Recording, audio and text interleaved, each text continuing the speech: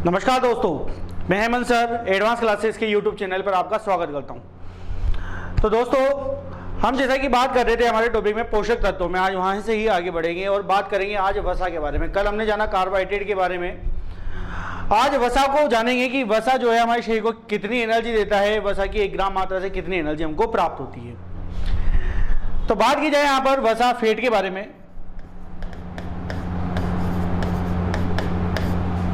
सबसे पहले जानना जरूरी है कि वसा जो है टाइप्स क्या है, इसके कितने प्रकार होते हैं वसा के।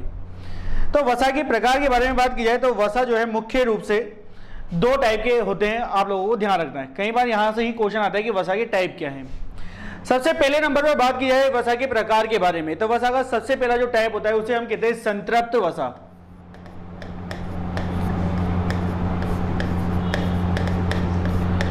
सबसे पहला टाइप क्या बताना है आप लोगों को कि सबसे पहला टाइप होता है संतृप्त वसा। ये वसा इस प्रकार के वसा होते हैं कि अगर इनको सामान्य ताप पर रख दिया जाए तो ये क्या होते हैं, जम जाते हैं। ये आपको ट्रिकी याद रखना है। कई बार क्या होता है कि कोई सा भी आपको एक वसा का प्रोडक्ट दे दिया जाता है और आपसे जानना चाहता है कि निम्न में से ये वसा किस प्रकार का होता है, संतृप्त होता है या असंतृप्त होता है। तो संतृप्त में आप लोगों को केवल एक छोटी सी ट्रिक याद रखनी है कि ये जो वसा होते हैं संतृप्त वसा सामान्य ताप पर किसी अवस्था में देते हैं, ठोस अवस्था में देते हैं, सॉलिड अवस्था में देते हैं। जैसा कि बात की जाए तो आप जानते हैं वनस्पति तेल या वनस्पति घी।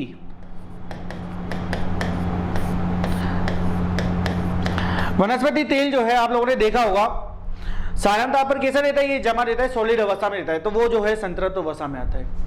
इसी प्रकार से यदि बात की जाए तो हमारे पास जो घी आता है देशी घी वो भी इसमें आता है। इसके अलावा ताड़ तेल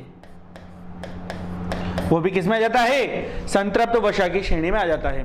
तो ट्रिक से आपको याद रखना है कि संतृप्त वसा वे वसा होते हैं जो क्या होंगे, सामान्य ताप पर क्या हो जाते हैं, जम जाते हैं, ठोस अवस्था में पाए जाते हैं। इसके अपोजिट यदि इसका सेकंड टाइप देखा जाए तो ये संतृप्त है, तो सेकंड टाइप में आपको याद रखना है कि सेकंड टाइप होता है असंतृप्त। असंतृप्त वसा। असंतृप्त वसाओं के बारे में बात की जाए तो ये वसा जो होते हैं ये कैसी अवस्था में पाए जाएंगे, ये पाए जाएंगे लिक्विड अवस्था में। जैसे कि बात की जाए हमारे पास सरसों का तेल,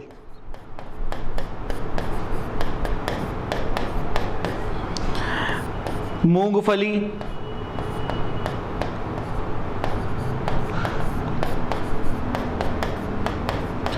तो इस प्रकार के जो भी होते हैं जो लिक्विड अवस्था में पाए जाते हैं वसा, वो सारे के सारे कौन से होंगे, असंतृप्त वसा। तो ये तो आपको टाइप याद रखते हैं कि वसा 2 है, संतृप्त और असंतृप्त। अब यहां से एक प्रमुख क्वेश्चन और आप लोगों से जानना चाहता है कि वसा जो होते हैं ये जल में घुलनशील होते हैं या नहीं होते। तो आप सब जानते हैं कि अगर वसा के बारे में बात की जाए तो इसको आप ऑयल समझ के मानो। जैसे कि मान लो आज हमारे पास अगर इसका प्रयोग करें हम, तो हम किसी भी पात्र को लेकर उसमें पानी भर देते हैं। पानी भरने के बाद किसी भी प्रकार का ऑयली पदार्थ उसके अंदर डाल देते हैं। जैसे कि मान लो हमने किसी भी प्रकार का उसके अंदर ऑयल डाल दिया, तेल डाल दिया, तो आप सब जानते हैं कि वो कभी भी पानी में नहीं घुलेगा, पानी की ऊपरी सतह पर ही क्या हो जाएगा, जम जाएगा। तो आपको ध्यान रखना है कि वसा की प्रमुख खास बात में कि वसा जो होते हैं जल में कैसे होते हैं, अघुलनशील। तो ये आपको ध्यान रखना है कि वसा जो होते हैं ये जल में अघुलनशील होते हैं, लेकिन वसा जल में अघुलनशील होते हैं लेकिन ये किस में घुल जाते हैं। तो कई बार क्वेश्चन आता है तो ये जल में अघुलनशील होते हैं लेकिन कार्बनिक पदार्थ जो होते हैं, कार्बनिक पदार्थ में क्या हो जाते हैं, घुल जाते हैं। इसलिए कार्बनिक पदार्थ में कैसे होते हैं, घुलनशील। तो यह आपको ध्यान रखना है कि जल में नहीं घुलेंगे, कार्बनिक पदार्थों में घुल जाएंगे। कार्बनिक पदार्थों में जैसे कि ये प्रोटीन, विटामिन, कार्बोहाइड्रेट जैसे पदार्थ होंगे उनमें आसानी से घुल जाएंगे।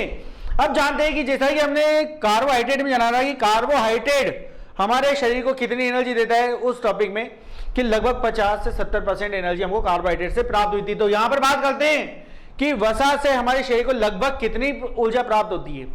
तो वसा के बारे में बात की जाए तो वसा से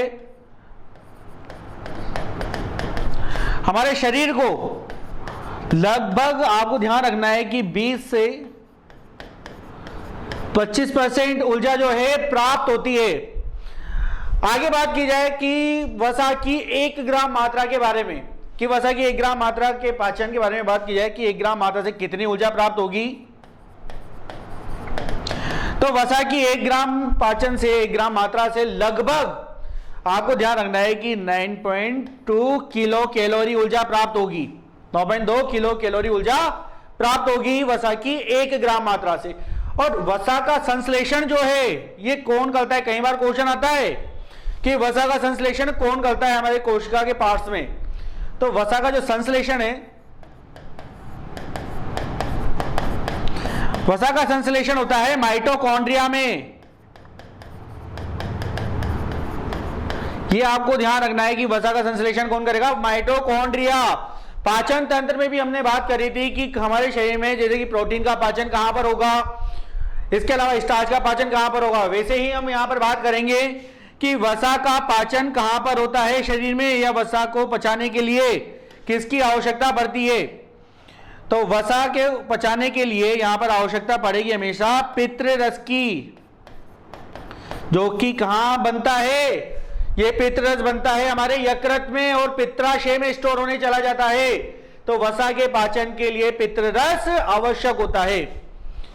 यहां से आगे बढ़ते हैं और जानते हैं कि वसा की मात्रा का भोजन पर क्या इफेक्ट पड़ता है। कहीं क्वेश्चन आ चुका है ये पेपर में कि यदि वसा की मात्रा भोजन में बढ़ा दी जाए तो भोजन पर क्या प्रभाव होगा।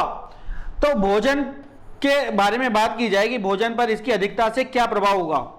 तो भोजन जो है स्वादिष्ट होगा। आप सब जानते हैं कि अगर भोजन में वसा की अधिकता, ऑयली पदार्थ हम ज्यादा से ज्यादा डाल देंगे तो भोजन कैसा दिखेगा, स्वादिष्ट हो जाएगा खाने में। इसी प्रकार से यदि बात की जाए आगे कि हमारे शरीर पर इसकी अधिकता का क्या इफेक्ट है, वसा की अधिकता का हमारे शरीर पर क्या इफेक्ट होगा, क्या प्रभाव होगा। अगर शरीर पर बात की जाए तो यदि हमारे शरीर में वसा की अधिकता है तो वसा की अधिकता से क्या होगा शरीर में। सबसे पहली बात आपको ध्यान है कि जितना ज्यादा वसा का प्रयोग करेंगे उससे बढ़ जाएगा मोटापा, फैट बढ़ जाएगा व्यक्ति का, वसा अधिक से अधिक यदि हम प्रयोग करेंगे तो। इसके अलावा मोटापा बढ़ेगा तो मोटापे से कई सारी बीमारियां बढ़ जाएगी, जैसे कि इससे बढ़ जाएगा ब्लड प्रेशर और हार्ट प्रॉब्लम। तो ठीक है, ब्लड प्रेशर बढ़ जाएगा, बीपी बढ़ जाएगा, हार्ट प्रॉब्लम जो है इसमें बढ़ जाएगी। आपको ध्यान रखना है किसकी अधिकता से, वसा की अधिकता। लेकिन वसा की अधिकता हमारे शरीर को फायदा भी देती है। जैसे कि बात की जाए कि क्या बेनिफिट मिलता है हमको वसा की अधिकता से,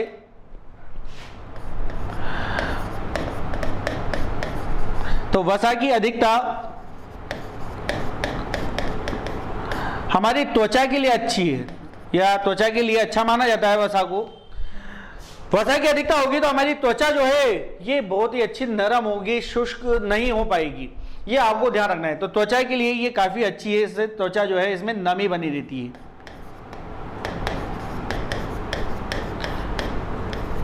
और यदि कमी हो जाएगी तो आप सब जानते हैं कि वसा की कमी होने पर जो हमारी त्वचा है क्या हो जाएगी, शुष्क हो जाएगी। ये आपको ध्यान रखना है कि कई बार क्या होता है वसा की कमी होने पर त्वचा जो है शुष्क हो जाती है, रफ हो जाती है। और ये क्या होता है, जब भी त्वचा रफ हो जाएगी तो कई सारी बीमारियां हमारी त्वचा पर, स्किन पर हो सकती है, जैसा कि फंगस इन्फेक्शन।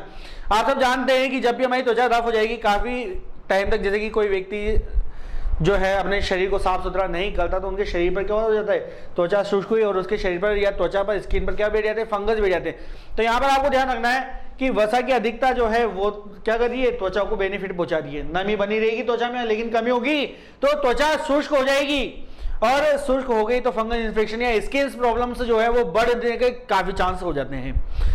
अब यहां से आगे बात करें वसा के बाद आते हैं हम तीसरे नंबर पर। तो हम बात करेंगे यहां पर अब तीसरे टॉपिक में, जो कि हमारे पास है प्रोटीन। जैसा कि दो टॉपिक हम पोषक तत्वों में जान चुके हैं। सबसे फर्स्ट हमने कार्बोहाइड्रेट के बारे में बात की और सेकेंड नंबर पर हमने बात करी वसा के बारे में। अब बात करते हैं हम प्रोटीन के बारे में।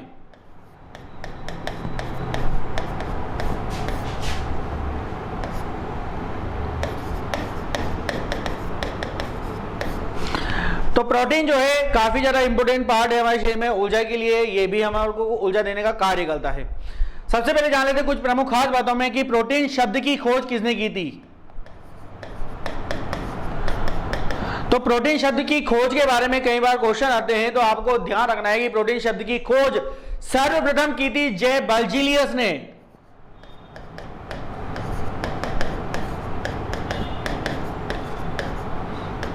तो जे बर्जीलियस जो हैं इन्होंने सबसे पहले प्रोटीन शब्द को खोज निकाला था। और प्रोटीन के बारे में अगर बात की जाए तो ये हमारे शरीर को डायरेक्ट ऊर्जा तो नहीं देता, लेकिन सबसे पहले जान लेते हैं कि हमारे शरीर का लगभग कितना प्रतिशत भाग प्रोटीन से बना हुआ है। हमारे शरीर के बारे में बात की जाए तो हमारे शरीर का लगभग 15% भाग जो है किससे बना हुआ है, प्रोटीन से मिलकर बना हुआ है। यह आपको ध्यान रखना है। बात की जाए किस प्रकार से, तो जैसा कि मैंने आपको बताया हमारे शरीर में कई सारे प्रोटीन है। फर्स्ट नंबर पर बात की जाए तो हीमोग्लोबिन हमारे शरीर में एक प्रोटीन है प्रमुख, तो ये जो है किसका उदाहरण है, प्रोटीन का। इसके अलावा हीमोग्लोबिन के अलावा मैंने आपको एक और बताया था फाइब्रोनोजन।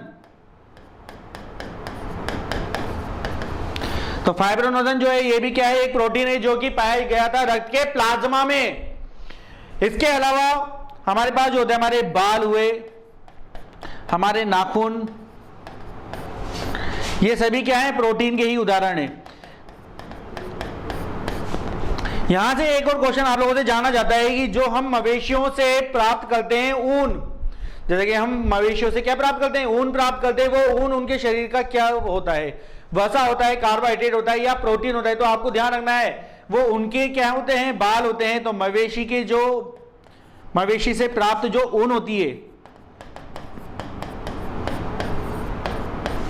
वूल होती है, ये किसका उदाहरण होगा, ये भी किसका होगा, प्रोटीन का उदाहरण। ये आपको ध्यान रखना है। अब यहां से बात की जाए प्रोटीन के बारे में, तो जानना चाहता है कि प्रोटीन से हमें कितनी एनर्जी प्राप्त होती है, प्रोटीन की 1 ग्राम मात्रा हमको कितनी एनर्जी उपलब्ध कराती है। तो 1 ग्राम मात्रा के बारे में बात की जाए, प्रोटीन की 1 ग्राम मात्रा, तो ये लगभग देती है 4.1 किलो कैलोरी ऊर्जा। ये आपको ध्यान रखना है। प्रोटीन में प्रमुख खास बात और ये जानना जरूरी है कि प्रोटीन का प्रमुख कार्य क्या है, ये हमारे शरीर को वास्तव में ऊर्जा ही देता है या इसका कोई अन्य कार्य है। तो प्रोटीन के वास्तविक कार्य के बारे में बात की जाए तो प्रोटीन का जो है वास्तविक कार्य हमारे शरीर को ऊर्जा देना नहीं है, इसका कार्य शरीर को विकसित करना है, शरीर का विकास करना है। तो यह आपको ध्यान रखना है, इसका वास्तविक कार्य शरीर का विकास करना। कुछ कंडीशन ऐसी आ जाती है जहां पर प्रोटीन हमारे शरीर को ऊर्जा देता है और हमारे शरीर को ऊर्जा मिल जाती है, एनर्जी मिल जाती है, लेकिन इसका मुख्य कार्य होता है शरीर का विकास करना। अगर इसकी कमी हो जाती है तो शारीरिक विकास जो है रुक जाता है। बात की जाए कि प्रोटीन के सबसे अच्छे स्रोत में कौन कौन से पदार्थ उपयोगी हैं, तो प्रोटीन के सबसे अच्छे स्रोत में सबसे फर्स्ट नंबर पर आपको ध्यान रखना है कि प्रोटीन का सर्वोत्तम स्रोत जो होता है वो होता है सोयाबीन। सोयाबीन, दालें या होता है मशरूम, ये प्रोटीन के बहुत अच्छे स्रोत हैं। सबसे ज्यादा अगर आप लोगों से जानना चाहता है कि किसमें प्रोटीन प्राप्त होगी, तो आप लोग हमेशा जाना किस पर, सोयाबीन से सबसे अच्छी मात्रा में प्रोटीन प्राप्त होता है। आगे बात की जाए कि यदि प्रोटीन की कमी होगी तो क्या होगा, तो प्रोटीन की कमी का इफेक्ट सर्वाधिक बच्चों पर होता है। बच्चों में क्या होता है, कुपोषण के रोग जनरेट हो जाते हैं। बच्चे अगर भोजन खाते हैं और उन्होंने मात्रा से कम प्रोटीन होगा तो बच्चों में कई सारी बीमारियां हो जाती है। जैसे कि बात की जाए तो प्रोटीन की कमी से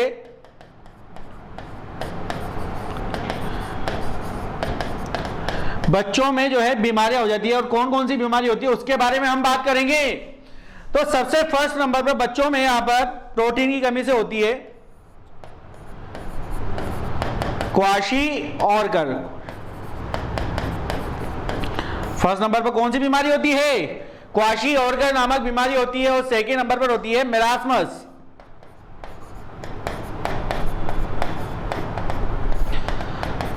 तो ये आपको ध्यान रखना है, यदि किसी बच्चे में, शिशु में यदि प्रोटीन की कमी होती है तो कौन कौन सी बीमारी उसे ग्रसित हो सकता है बच्चा, हो सकता है क्वाशी-ओरकर से या मेरास्मस से ग्रसित हो सकता है। अब ये बीमारी किस प्रकार की बीमारी है, तो ये जैसा कि मैं आपको बता देता हूं, ये बच्चों में कुपोषण वाली बीमारियां हैं। बच्चों को यदि भोजन में मात्रा से कम प्रोटीन मिलता है तो ये बीमारियां बच्चों में ज्यादातर देखने को मिलती है।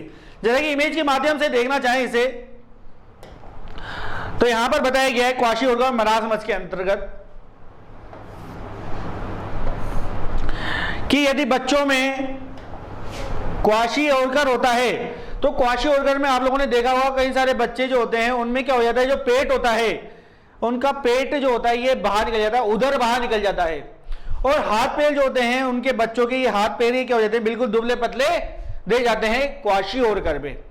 इसी के साथ यदि बात की जाए मेरास्मस के बारे में तो काफी इंपॉर्टेंट है, जो कि प्रोटीन की कमी से ही होता है। इसमें क्या होता है, बच्चों की जो मांसपेशियां हैं, मसल्स हैं, ये सारी मसल्स क्या हो जाती है, काफी लूज हो जाती है, ढीली पड़ जाती है। जैसा कि आपको इमेज में बताया गया, यहाँ पर एक बालक है, इसकी मसल्स काफी सिकुड़ चुकी है, और यहां पर ये जो बालक है इसका जो है क्वाशिओर्कर में क्या हुआ है, पेट बाहर आ गया, हाथ पैर दुबले पतले रह गए। मेरास्मस में क्या हुआ, बच्चों की मांसपेशियां हैं बिल्कुल लूज हो गई, सिकुड़ गई। तो यहां पर हमको ध्यान रखना है इसके बारे में। फिर आगे बात की जाए कि यदि किसी वयस्क में प्रोटीन की कमी होगी तो क्या इफेक्ट होगा। तो इसको समझने के लिए सबसे पहले हम जान लेते हैं कि यदि हमारे शरीर में प्रोटीन किस कंडीशन पर हमको ऊर्जा देता है। तो जैसा कि अभी हमने बात करी यहां पर 3 प्रमुख टॉपिक के बारे में, ये मान लेते हैं कि हमारी बॉडी यही है। इस बॉडी में हमने जैसा कि बात की सबसे फर्स्ट नंबर पर कार्बोहाइड्रेट के बारे में,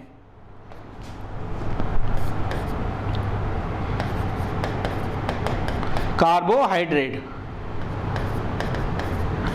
फिर हमने बात करी यहां पर फैट के बारे में, तो ये हमने यहां पर मान लिया फैट, वसा।